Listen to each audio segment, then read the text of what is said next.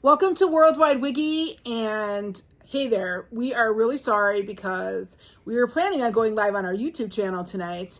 So if you're seeing this video, we weren't able to do that because, hey, we don't have enough subscribers. So if you're new to the channel, hit that subscribe button because it helps us be able to go live. We have to have 50 subscribers and we're growing. We have 20, we need 30 more. So we would like to go live next week, Sunday. So if you are seeing this and you're not a subscriber, hit that subscribe button and help us get to 50 subscribers so that we can go live on YouTube. So we are recording our episode and uploading it to the site tonight. And if you are a subscriber, share it with friends. Get them to subscribe too. If anybody you know that likes travel, hey, that's what we talk about. We talk about funny stuff. We share our experiences. We share our research. And we are also on Substack where we have a free newsletter available. Same handle, Worldwide Wiggy on Substack. So that, and that's right? Worldwide Wiggy on Substack. We have newsletters that go out 2 to 3 times a week. It's free. There is no charge to subscribe to our newsletter where we share our travel stories and suggestions in the newsletter for free with you. So let's get started. Okay, the lovely Doreen was just on a trip to Canada and to the Maritime provinces, Ontario, and also to Boston and Maine. We want to talk a little bit about her trip. Mainly just her experience on a brand new cruise ship for her, and also what it was like to be up in Ontario, or not Ontario, Quebec. Yeah, don't insult the people in Quebec. And just talk about, what it was like to board the ship, what her experience was going up the St Lawrence Seaway. We'll get into the destinations in future podcasts and talk about the things that she liked at each of the stops. Her stops were in Quebec City. They were in Halifax. They were in... I knew I was going to forget them. Sidney, Nova Scotia. We went to Charlottetown, Prince Edward Island, and we went to Portland, Maine, and Boston. So it was quite a nice trip. It was a nice trip, and it's a cruise that they do. A lot of the cruise ships do this particular run often. And there's other cities and ports that are added depending on what cruise line you're on, or if you have a 10-day cruise or a 14-day cruise. Our cruise was 7 days. I went with my daughter. And the reason we picked this is because we were able to get a really great price from Holland America on this cruise. So overall, we had an ocean view stateroom on the very first floor. And I paid about $700 per person for the room. Now, I make that distinction because unlike Azamara, which is our favorite cruise line, Holland nickels and dimes you for every single thing. But I think that that's pretty common in the cruise industry. Being that Azamara was my first and second cruises, this is my third cruise with a different cruise line. I was a little put off by all of the charges and what they do to you when you're on the ship because I'm so used to the way Azamara does their cruising. So when you buy a ticket through Azamara, it's pretty inclusive. It comes with a very nice basic beverage package, which includes some alcoholic drinks. Not everything, but if you're somebody who doesn't want to upgrade, you could get by on the Azamara trip or the Azamara beverage package without issue. The other thing is they pack your refrigerator and your stateroom on Azamara with waters, okay? Holland charges for waters. So I had to send my daughter up to the 9th floor to refill my water bottles on a regular basis when we ran out of what we bought in port for water because the water was not included. They stack your fridge, but they charge you for everything that you drink in it. Plus, they offer bottled water service, like glass bottled water service, and it's $27 a day. We were on the Zuiderdam, $27 a day for water. That was a sticker price shock for me because our stewards on Azamara loaded our fridge with water every single day and Coca-Cola, and we did not have to pay for that. Drink beverage. Yeah, it was part of our package and your ticket price, so there was no bill for that. So that really shocked me off the get-go. My daughter's under 21, so we were not able to purchase a liquor package for her And I didn't upgrade either because I don't really drink when I'm not with him. So it really didn't matter. We just went with the basic, which was pretty much lemonade, apple juice, like particular juices and stuff that come with breakfast, and water from the 9th floor. We had to run up and get it. But when we had water or juices and stuff at our dinners, that was all part of the package. Very, very basic. It was like 4 or 5 things that was included. That was it. And you couldn't buy an alcohol package or the basic drink package for just you. You would have had to buy it for each of you. I have to buy it for her too. So I'm not doing that because she's underage. So, and she doesn't drink soda either. Right. So the soda package, which is all just soda, wouldn't have made any difference with her because she just does not drink soda at all. She's really juices, waters, lemonade, that kind of thing. She's not, and she's a good girl too, so she doesn't really drink, even though I probably would have let her on the trip because she was with me, but you know, that's just really not her thing. So, so that was a big thing too, was the beverage package prices. The other thing that Holland does that kind of threw me off is you prepay for your tips for your workers and the stewards and all that up front. They want you to do that. But I'm going to tell you this. I really like to tip my stewards in cash myself, okay? When I'm served at a specialty restaurant, when I'm helped by my stewards, I want to be able to get them a $50 bill or $100 bill. I don't want their tips being dispersed amongst all the ship. And that's just my opinion. You can disagree. I know that there are some creators, I've seen them say, oh, we all know that when you want your tips taken off, that you don't want to pay your people. That is not the case. I'm a very generous tipper. And to have my credit card billed, so you basically pay $19 per day per person for tips for the amount of your cruise. So it was $240 for tips. They authorized my credit card on day 1 for that, and they expected payment right away. I had to go to guest services and tell them to take it off so that I could give my tips to my people that served me directly. So I still spent well more than that on tips, but I had to take it off my credit card. The other thing that they do is I had all of my excursions and everything paid for up front.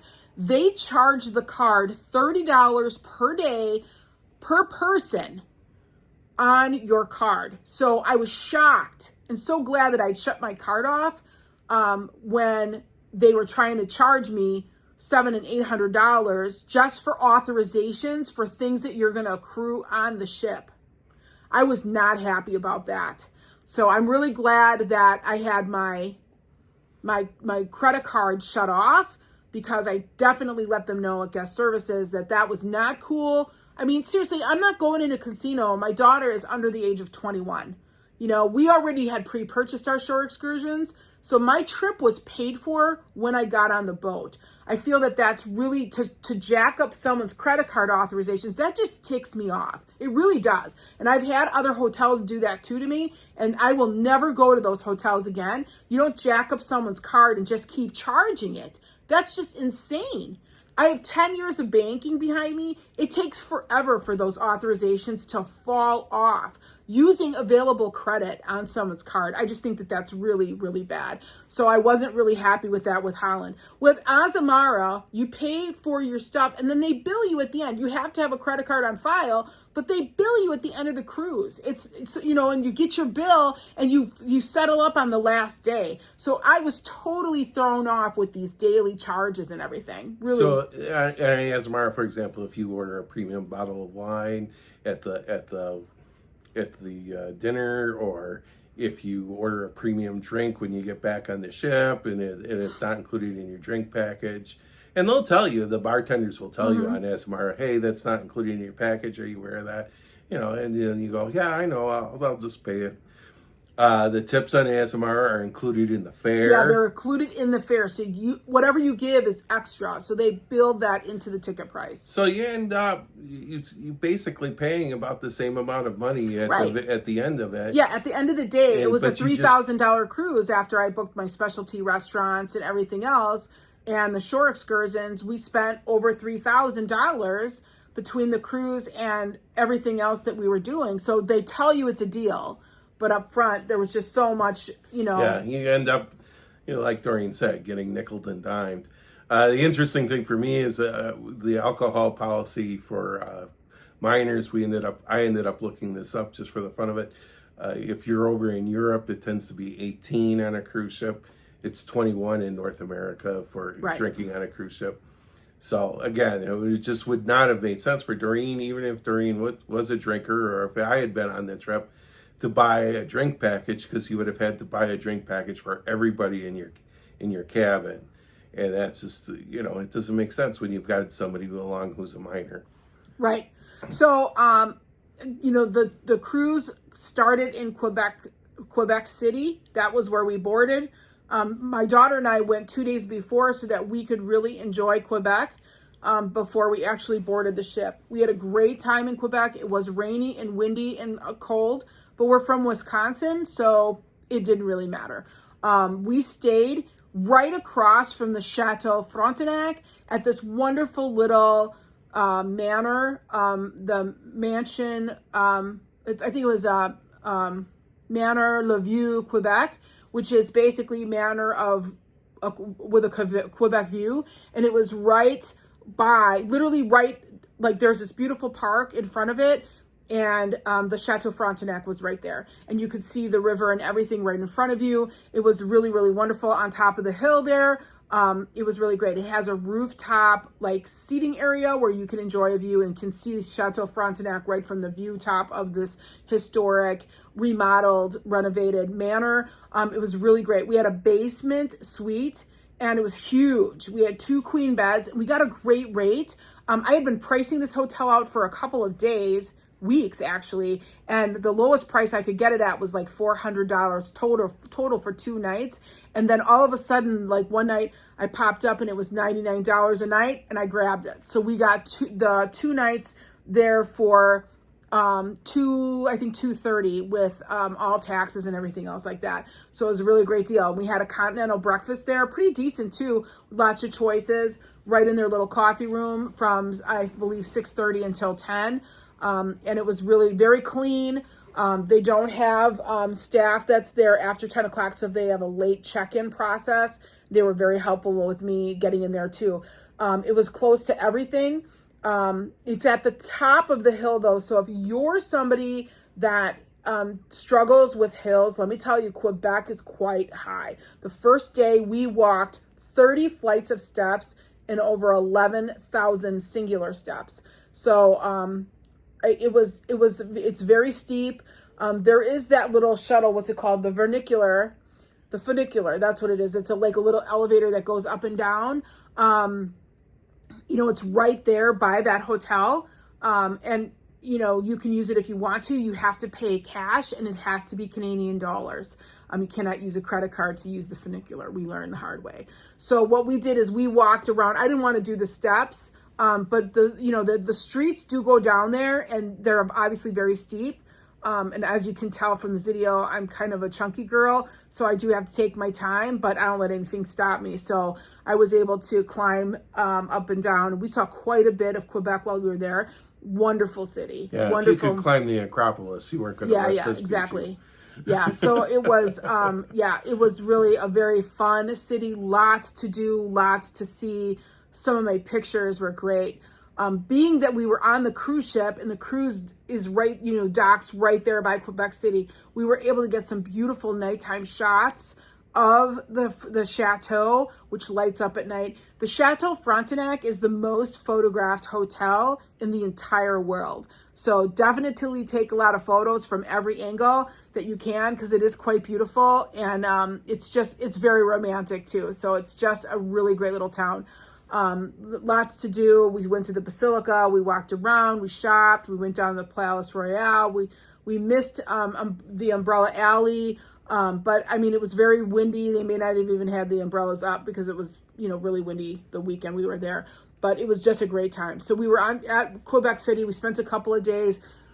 Boarding the ship was really easy. They didn't give us a particular time. We could come anytime between up until 6 p.m. between noon or 11 o'clock to 6 p.m.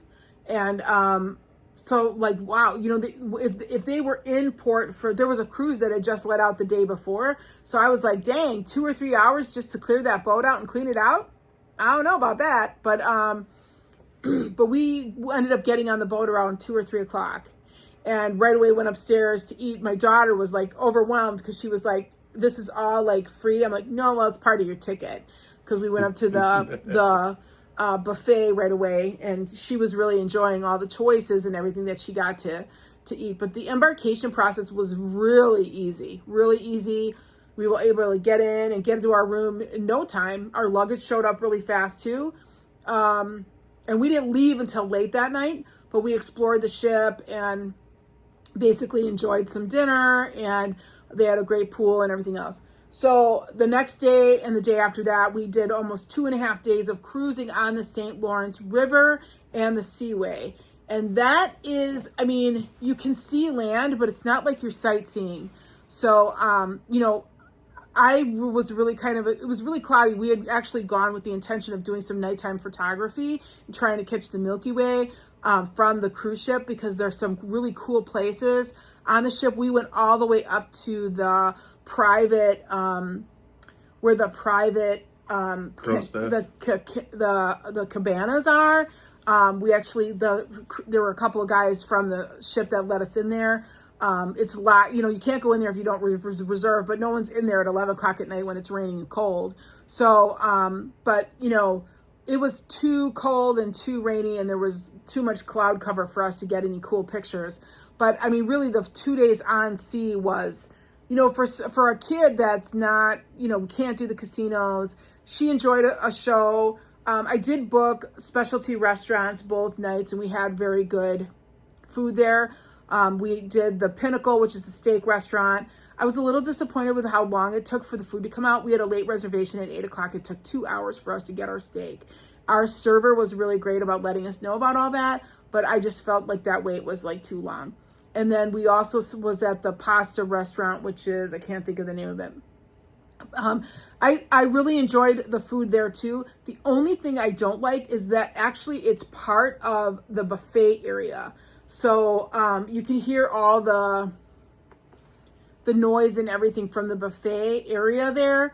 It is a cheaper per day price, but the food was fantastic, and I thought we had a great server. I just didn't like that it was part of the buffet area. It was kind of like blocked off with just like a wall, like a half wall.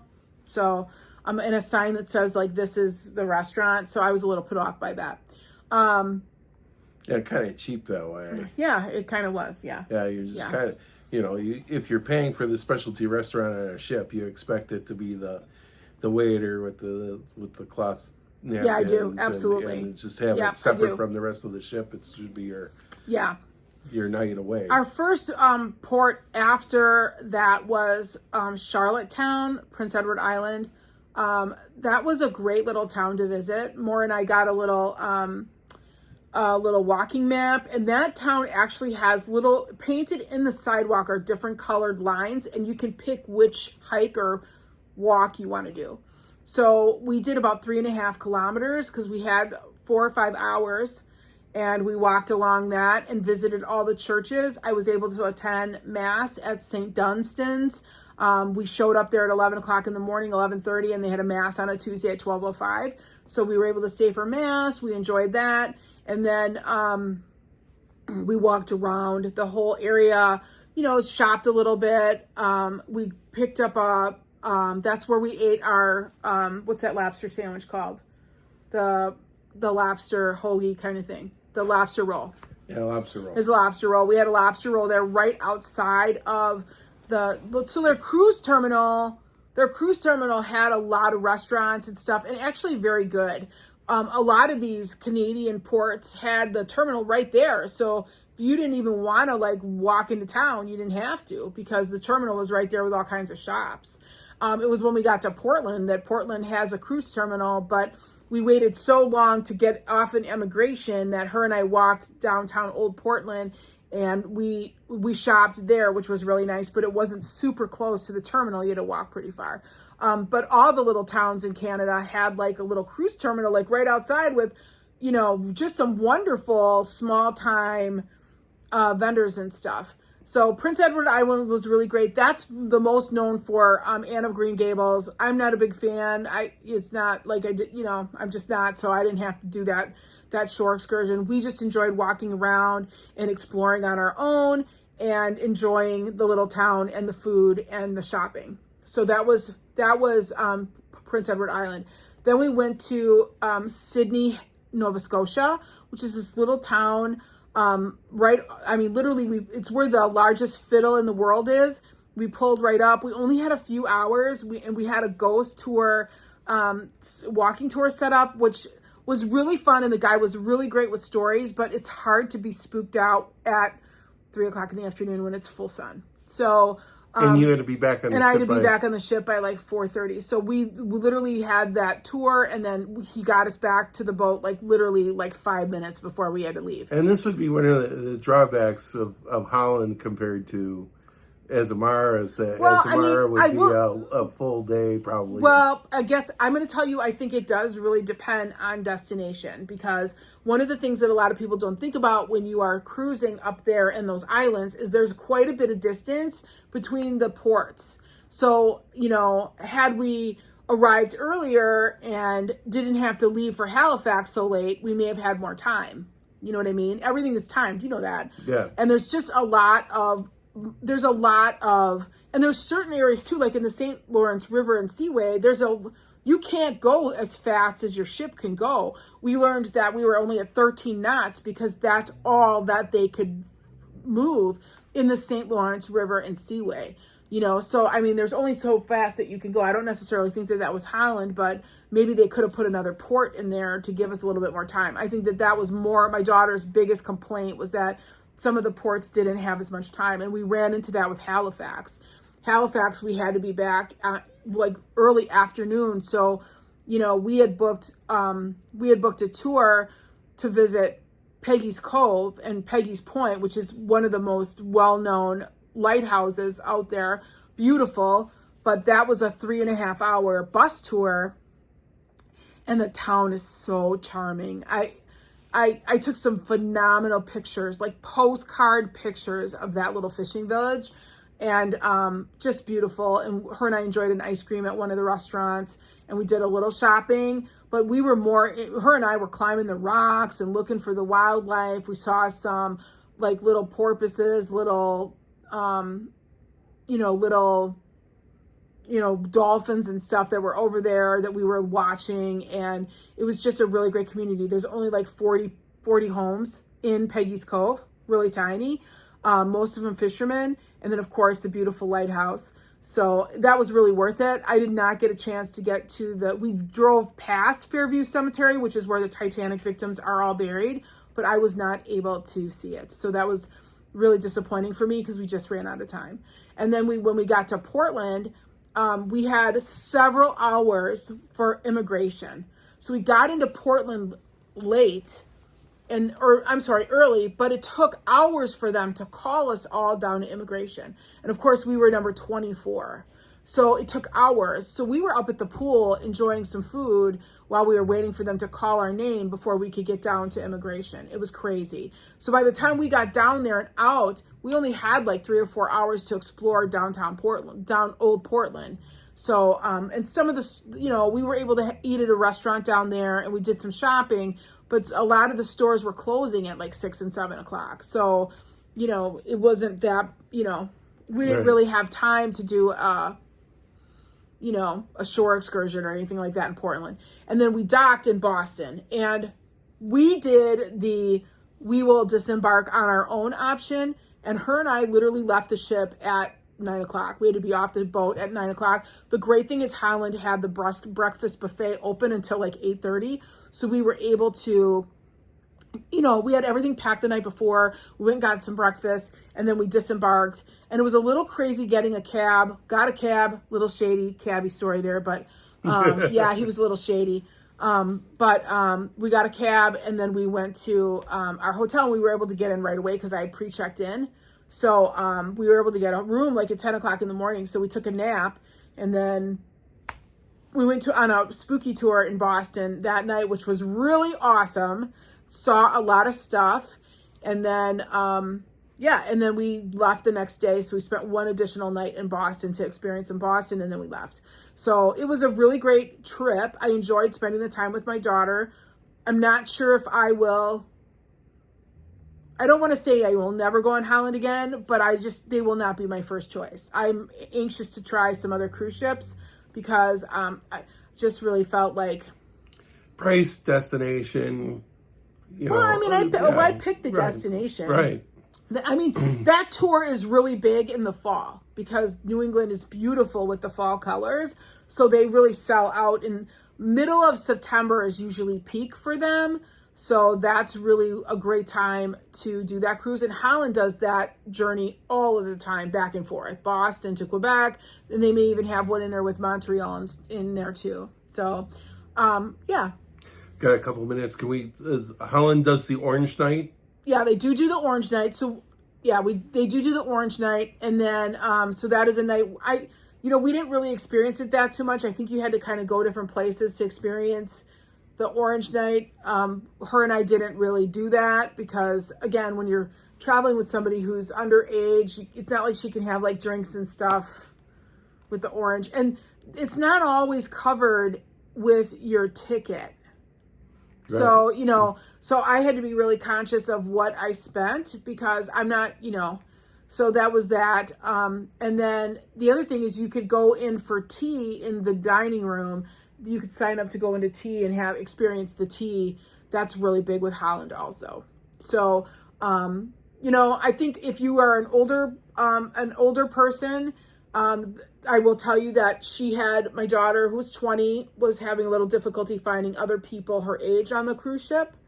So I do think that they cater more towards an older crowd. But she still had a good time. We both had a good time.